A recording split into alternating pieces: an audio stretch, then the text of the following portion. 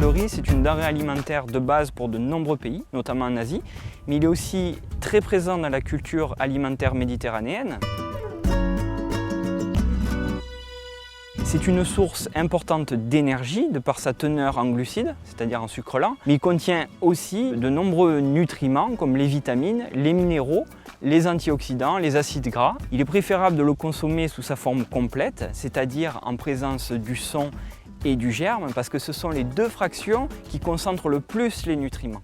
Le riz est particulièrement riche en vitamines du groupe B, et la spécificité de ces vitamines, c'est qu'elles sont dites essentielles, c'est-à-dire qu'elles ne sont pas synthétisées par le corps, mais vont devoir être apportées par l'alimentation. Une autre vitamine très présente dans le riz, c'est la vitamine E, qui est concentrée exclusivement dans le germe, qui est un antioxydant naturel et qui va permettre de lutter contre le stress oxydatif. On a référencé une soixantaine d'autres molécules antioxydantes dans le riz, notamment les fameux polyphénols.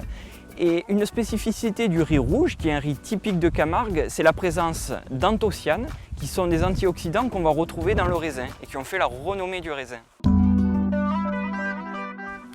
La deuxième grande catégorie de nutriments, ce sont les minéraux. Et le riz est particulièrement riche en manganèse, magnésium et en zinc. Donc le magnésium, pareil, participe à de nombreuses fonctions. On va le retrouver dans la formation des os. Le manganèse, on va le retrouver au niveau du métabolisme. Le zinc, métabolisme des acides gras. La troisième grande catégorie, ce sont les acides gras. Donc le riz contient 80% d'acides gras essentiels, donc qui doivent être apportés par l'alimentation, et une forte proportion de ces acides gras sont des acides gras polyinsaturés, donc les bons acides gras. Donc point aussi intéressant au niveau du riz, c'est qu'il ne contient pas d'allergènes alimentaires, il est sans gluten, contrairement au blé. Donc il est parfaitement adapté aux personnes intolérantes, aux personnes qui ont la maladie cœliaque, et on le retrouve beaucoup dans les produits destinés aux enfants, justement parce qu'il est particulièrement bien accepté par le corps. Concernant le riz de Camargue, il y a des grands paramètres en Camargue qui vont permettre de contribuer à la qualité générale du grain et à la qualité nutritionnelle. Le premier paramètre, c'est le mode de culture camarguais, qui est non gravitaire.